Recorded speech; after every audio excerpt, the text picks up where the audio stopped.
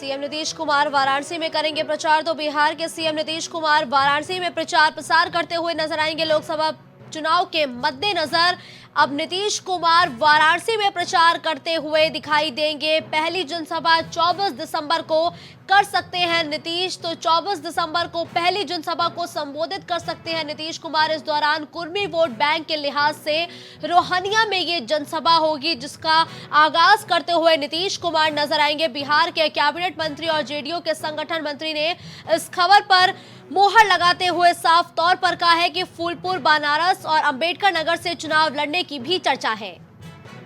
प्रतापगढ़ से भी चुनाव लड़ने की चर्चा है। नीतीश कुमार प्रतापगढ़ से भी चुनावी मैदान में हुंकार भर सकते हैं और सीएम नीतीश कुमार प्रधानमंत्री नरेंद्र मोदी के संसदीय क्षेत्र में एक विशाल जनसभा को संबोधित करते हुए नजर आ सकते हैं।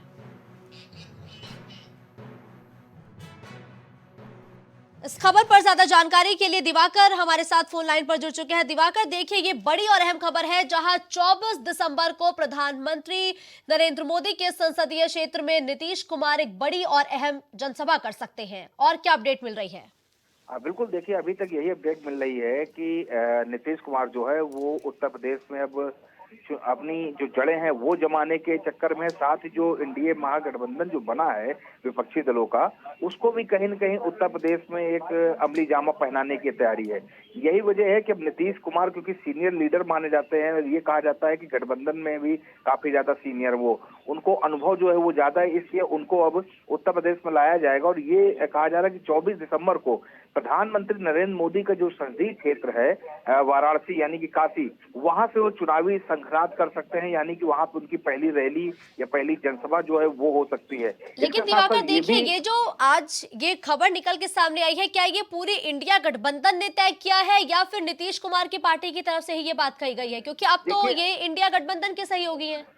अब मुस्कान, देखिए, अभी तक ये औपचारिक तौर पे ना नीतीश कुमार की पार्टी ने ये घोषणा की है, ना ही जो इंडिया गठबंधन है उसने ये घोषणा की है। लेकिन इतना ये कहा जा रहा है कि अगर नीतीश कुमार उत्तर प्रदेश में जड़ें जमाते हैं, अगर नीतीश कुमार की जो ये चीजें चल रही कि वो जनसभा करेंगे, वो उत्तर प्रदेश से लड़ेंगे, तो जाहिर बात है कि नीतीश कुमार की पार्टी नहीं बल्कि जो पूरा इंडिया गठबंधन है वो कहीं न कहीं इसके पीछे रहेगा। यानी कि उसकी ये चीजें रहेंगी, कवायदे रहेंगी कि नीतीश कुमार को उतारा जाए उत्तर प्रदेश से, जिससे कि कुर्मी वोट, क्योंकि बनारस इसलिए चुना गया है पहली जनसभा के लिए, एक तो प्रधानमंत्री नरेंद्र मोदी का संसदीय क्षेत्र है, वहां पे अगर दंड देते हैं तो पूरे देश में संदेश जाता है।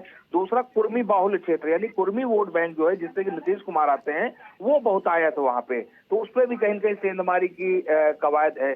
बिल्कुल, देखिए दिवाकर, जिस तरीके से नीतीश कुमार की पार्टी की तरफ से लगातार बीते अगर कुछ महीनों पर गौर करें तो ये भी कहा जा रहा था कि वो फूलपुर से लोकसभा चुनाव लड़ सकते हैं। क्या नीतीश कुमार वाकई यूपी से चुनाव लड़ने वाले हैं? इस वजह से वो लगातार यूपी की राजनीति में सक्रिय हो चुके हैं, क्या माना? देखिए, इसके पहले भी जब 2019 का लोकसभा चुनाव था तब भी ये बातें आई थी, ये चर्चा हुई थी कि नीतीश कुमार उत्तर प्रदेश में किसी भी सीट से चुनाव लड़ सकते हैं, लेकिन वो सिर्फ चर्चा, अफवाह तक ही सीमित रह गई थी। लेकिन इस बार जिस तरीके से इंडिया गठबंधन जो है वो साथ चल रहा है, जिस तरीके से सामने चीजें निकल के आ रही कि पूरा महागठबंधन चाहता है कि प्रधानमंत्री नरेंद्र मोदी को डेंट दिया जाए तो बीजेपी को डेंट मिलेगा, तो जाहिर बात है कि कहीं न कहीं इन सब चीजों को देखते हुए इस तरीके से फैसला लिया जा सकता है। लेकिन हाँ, अभी इतना जरूर कहा जाएगा कि ये एक चर्चा है, ये एक सूत्रों के हवाले से खबर, अभी औपचारिक ऐलान कहीं से भी नहीं किया गया। लेकिन हाँ, इतना जरूर है कि अगर नीतीश कुमार उत्तर प्रदेश में दाखिल होते हैं तो जाहिर बात है कि सत्ताधारी दल को कुछ न कुछ डेंट जरूर लगेगा। जी बिल्कुल, ठीक है, धन्यवाद दिवाकर इस खबर पर हमारे साथ जुड़ने के लिए।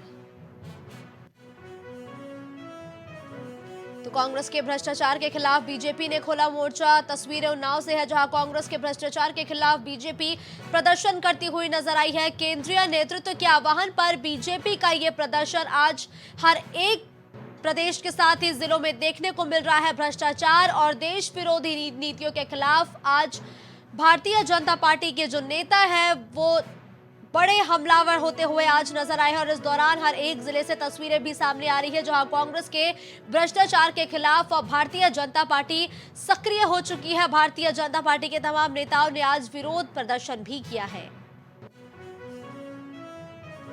बुलंदशहर के गंग नहर में मिला अज्ञात युवक का शव। देखिए, गंग नहर में अज्ञात युवक का शव मिलने से सनसनी फैल गई है। शव को कब्जे में लेकर पोस्टमार्टम के लिए भेजा गया।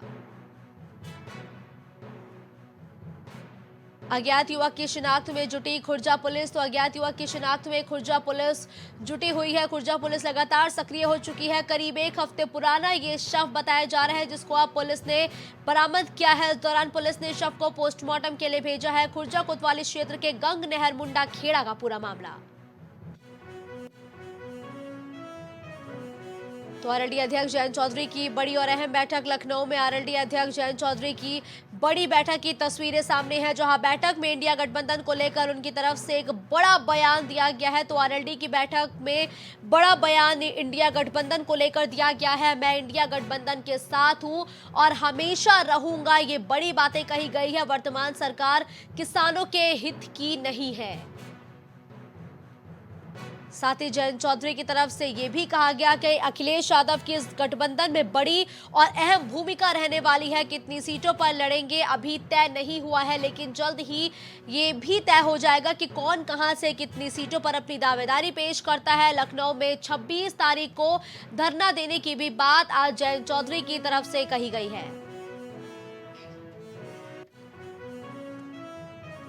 मेरठ में महिला की हत्या कर शव सड़क किनारे फेंका गया। तो महिला की हत्या करते हुए शव को सड़क किनारे फेंका गया है। शव मिलने की सूचना मिलते ही मौके पर पहुंची पुलिस। तो शव मिलने की सूचना मिलते ही पुलिस मौके पर पहुंच चुकी है। इस दौरान महिला के चेहरे पर चोट के निशान पाए गए हैं। तो महिला के चेहरे पर चोट के निशान भी मिले हैं।